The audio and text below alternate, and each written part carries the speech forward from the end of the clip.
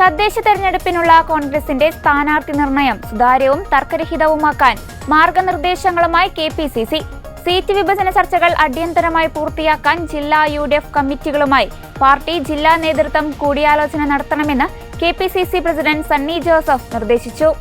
ഉദ്യോഗസ്ഥന്മാർ ചെയ്യേണ്ടത് ഒരേ BLA ആണ് ചെയ്യേണ്ടത്, ഒരേ BLOമാരാണ് ചെയ്യേണ്ടത്. രാഷ്ട്രീയ പ്രവർത്തകർക്കും ഇതൊരു വലിയ അധികഭാരമാകും, ജനങ്ങൾക്ക് വലിയ ദുരിതം ഉണ്ടാകും. അതുകൊണ്ട് ഇത് കേരളത്തിൽ പാടില്ല ഈ സമയത്തെന്ന് ഞങ്ങൾ പറഞ്ഞിരുന്നു. അതനുസരിച്ച് കേരളത്തിലെ chief electoral officer Rathan Kelkar IAS മുഖ്യ തെരഞ്ഞെടുപ്പ് കമ്മീഷണർ കത്ത് കൊടുക്കുകയും ചെയ്തിട്ടുണ്ട്. ആ കത്തിന് മറുപടി ഉണ്ടായിരുന്നില്ല. ഇന്നലെ ഞങ്ങൾ മനസ്സിലാക്കുന്നത് മാധ്യമങ്ങളുടെ ചോദ്യത്തിനും തെരഞ്ഞെടുപ്പ് കമ്മീഷണർ ഒരു വ്യക്തത വരുത്തി മറുപടി പറഞ്ഞിട്ടില്ല.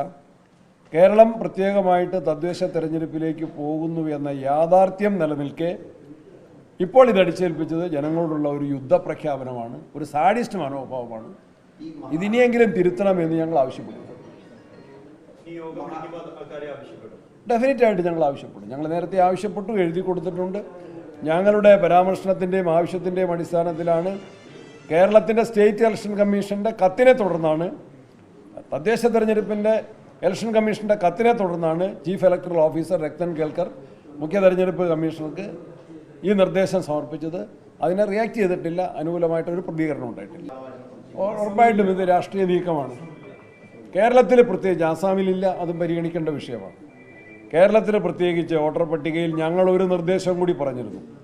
എന്തെങ്കിലും ശുദ്ധീകരണം വരുത്താൻ വേണ്ടിയാണ്, ആരെങ്കിലും അനർഹരെ ഇരട്ട വോട്ടോ കള്ള വോട്ടോ ഉണ്ടെങ്കിൽ അത് മാറ്റുന്നതിനുള്ള ഏത് പ്രക്രിയയിലും ഞങ്ങൾ സഹകരിക്കാൻ തയ്യാറായിരുന്നു. ആരെങ്കിലും വിട്ടുപോയിട്ടുണ്ടെങ്കിൽ അവരെ കൂട്ടിച്ചേർക്കാനുള്ള എല്ലാ പ്രക്രിയകളിലും ഞങ്ങൾ തയ്യാറായിരുന്നു. കേരളത്തിൻ്റെ ഒരു അവസ്ഥ എന്താണ്? ഈ കഴിഞ്ഞ പാർലമെൻറ്റ് ഇലക്ഷനും വോട്ടർ പട്ടിക പ്രവർത്തനം നടത്തിയതാണ്, കൂട്ടിച്ചേർക്കലുകളും ഒഴിവാക്കലും നടത്തിയതാണ്. അതിന് ശേഷവും അസംബ്ലി തെരഞ്ഞെടുപ്പിൻ്റെ മുന്നൊരുക്കത്തിൻ്റെ ഭാഗമായിട്ട് ഇലക്ഷൻ കമ്മീഷൻ്റെ നിർദ്ദേശപ്രകാരം ജനങ്ങളും പാർട്ടി പ്രവർത്തകരും വോട്ടർമാരെ ചേർക്കുകയും തള്ളുകയും ചെയ്ത പ്രക്രിയയിൽ പങ്കാളികളായതാണ്. ഇപ്പം 2002 ഇത് മടക്കിക്കൊണ്ടുവരിക എന്ന് പറഞ്ഞാൽ 23 വർഷത്തിൻ്റെ പുറകിലേക്ക് എത്ര പ്രാവശ്യം വോട്ട് ചെയ്തവരുണ്ട്? വയനാടുകാർ 9 പ്രാവശ്യം വോട്ട് ചെയ്തിട്ടുണ്ടാവും. അല്ലാത്ത കേരളീയർ 7 പ്രാവശ്യം വോട്ട് ചെയ്തവരില്ലേ? അവരെ വീണ്ടും ഈ വലിയ പാനപാത്രത്തിലേക്ക് പാനപാത്രം കുടിപ്പിക്കുക എന്നുള്ള അദ്ദേഹം പറഞ്ഞ സാഡിസ്റ്റ് മനോഭാവമാണ്. ഇലക്ഷൻ കമ്മീഷൻ പ്രകടിപ്പിക്കുന്ന ഒരു സാഡിസ്റ്റ് മനോഭാവമാണ്. ജനങ്ങളുടെ ദുരിതത്തിൽ, പ്രയാസങ്ങളിൽ സന്തോഷിക്കുന്ന മനോഭാവമാണ്. അതിനെ ഞങ്ങൾ എല്ലാ തലങ്ങളിലും ഞങ്ങൾ എതിർക്കും.